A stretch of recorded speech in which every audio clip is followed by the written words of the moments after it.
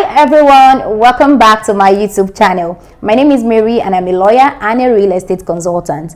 If you're yet to subscribe to this YouTube channel, what are you waiting for? Why are you missing out? Subscribe right now to this YouTube channel. I share lots of videos on legal matters, real estate, and general life matters. So please do well to subscribe to this YouTube channel.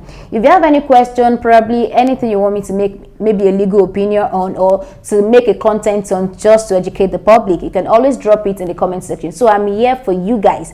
Ignorance of law is not an excuse, so you just need to know the basic principles of law, even though you're not a lawyer. It is not compulsory for you to be a lawyer before you can know certain things that relate to probably your marital life, your job, your work, or just basic things, contract and every other thing. So that is why I have this YouTube channel, to help you guys out there. So please do well to subscribe. It is very, very important. I want this YouTube channel to actually grow. It is not that easy putting out content, so I need your support. Subscribe right now if you're here to do that. And if you're a returning subscriber, thank you so much. I appreciate you. Thank you for always coming back to watch my videos. So this particular video is majorly for law students, lawyers out there. However, you may also watch to learn one or two things, so there's no harm in doing that. Okay, so basically we're talking about the plea of allocutus. How can you make an allocutus perfectly in court, and every other things you need to know about the plea of allocutus. So if you're a lawyer, you're watching this video right now, a law student, and you have other topics you feel I need to make videos on, please, you can always drop it in the comment section or via my email address. I'll be so happy to get those emails and those messages from you. So without further ado, let's dive into it. Stay tuned.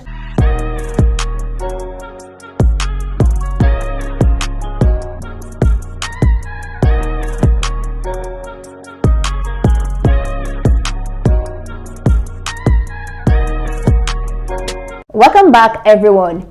Okay, to the meaning of allocutus. It is basically a plea that you make to the court. I'm still going to the part of who makes the plea of allocutus. So it is basically a formal statement you make to the judge to actually persuade him or to appeal to his emotions in order to mitigate the sentence. It's as simple as that. So just trying to persuade the judge to actually mitigate, to reduce the sentencing. Okay, so who make the plea? Basically, ordinarily, it is meant to be the convict that will make the plea. The convict ought to make that plea of allocutus to tell the court why the court should, please, yes, let me use that word, to appeal to him to mitigate the sentence. The Supreme Court has actually held that it is not the job of the defense counsel to make the plea of allocutus.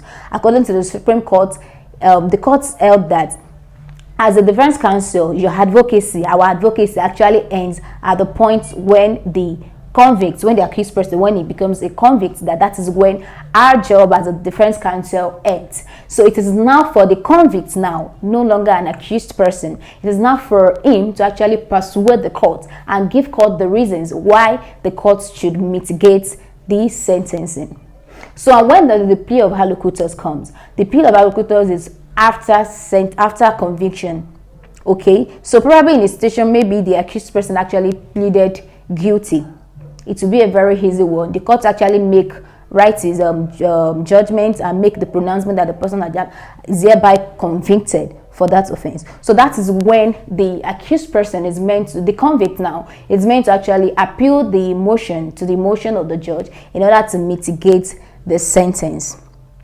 So in practice, we lawyers, we are the defense counsel, we are actually the one that most of the criminal trials that involve when the accused person is being convicted, I have always been the one to actually make the plea of allocutus. So if you're watching me and you're actually preparing for a case and you presume that probably your client will be convicted, so just prepare yourself and also coach your clients on how to make the allocutus. It doesn't really need to make it the way you, a lawyer, would do it. It's just for him to actually be sober and persuade the judge and persuade the judge. Okay, so you don't really, the accused person, the convict, does not really need to actually make it formal like the way the counsel would do it. So this is just a sort of advice to you. If you're a lawyer and you're watching this video and you're trying to prepare, it will be best for you to prepare yourself for the plea of allocutus, and also coach your clients on how to also make the plea of allocutus, because it is possible probably after conviction the courts may say, no, counsel, you are not meant to do that, your job has ended. It is for the convict to actually appeal to me. So it will not be as if he's not prepared for it. So it will be a best thing for you. That is what I do for my clients as well. So I will just coach them and prepare them. Okay, this is what you say to the courts. Okay, I will also come to that part on how to actually make that formal statement and how to persuade the court. In terms of the plea of allocutus is to actually mitigate the sentence. To reduce the sentence. That is what it's for. And I also need to mention the fact that it is possible for the judge to actually call on the defense counsel or the accused person, the convict, to actually make the plea of allocutus. But in a situation whereby the judge did not give you the opportunity to make the plea of allocutus, that does not make his judgment. That will not make his judgment in any way invalid. Okay, so the fact that the court did not give you the opportunity to actually make the plea of allocutus will not in any way make the court's judgment invalid. So you just need to know that point. So it is just as a matter of the courts allowing you to do it. Okay, so it won't have any effect on the judgment. Another point is that you need to understand that this plea of allocutus, it is not in all situations that it will work. Yeah, in a situation whereby the offense is a capital offense, trust me, the plea of allocutus will not work. Not say in the case of murder, you want to start making the plea of allocutus. Fine, you can make the plea of allocutus. But what I'm talking about is the court would most likely not listen to you. That will not affect the court's judgment, the court's sentence, because there is a mandatory punishment for that. So when there is a minimum or a mandatory punishment, the court, your plea of allocutus will actually not, it won't do any magic, it won't have any effect. Oh, and I also need to mention this point that the plea of allocutus can always, if you can persuade the court very well, the court can, instead of sentencing the convict to imprisonment, the court can actually give you fine. So here you also need to know something, especially in all these EFCC cases. It will be best for you to actually make a formal application to them at their office before the matter goes to court, and find the way if you can do plea bargain. If you know you have a bad case, so you can have a plea bargain, and in that plea bargain agreements, there can be a way you can persuade them. Though EFCC is of the opinion that they cannot put the option of fine, so but you can have your way and persuade them. And if you have an agreement, and instead of sentencing, it's in your plea bargain agreement that the convict should be given an option of fine. So that would be a very smooth ride for you, because in Abuja, some of the federal high courts, they love to follow what is in what the law provides. So if the law says 1 year imprisonment, some of these judges actually, just a few of them will actually want to follow that particular provision of law and sentence the convict. So if you are there and you know your case is between you and NDLA or EFCC, walk up to them, have a plea bargain agreement. So if you have a plea bargain agreement, you have the option of fine either 200,000 or 500,000, depending on what the case is all about. So that will help you, since there is an agreement between you two, the court will definitely oblige you. But if you're just going to court and your client now pleads guilty and you just want to persuade the court just with your allocutors, it may be a very risky one. Okay, so often enough you see them, especially NDLA and all the cyber crime at the FCC, courts will definitely want to give like 1 year imprisonment. But if you have a plea bargain agreement, it will be a good ride for you. How can you as a counsel persuade the court when it's time for you to make your plea of allocutus? I mentioned earlier that you can as well coach your client on certain things you need to say. So he doesn't need to do it in a professional way. He doesn't need to, just for him to actually persuade the court. So basically, let's assume we are in the courtroom. I'm in the courtroom right now. So I am now making the plea of allocutus. You start this way. Your Lordship, sir, by way of allocutus, with humility, we urge your lordship to temper justice with mercy. The convict is a first-time offender.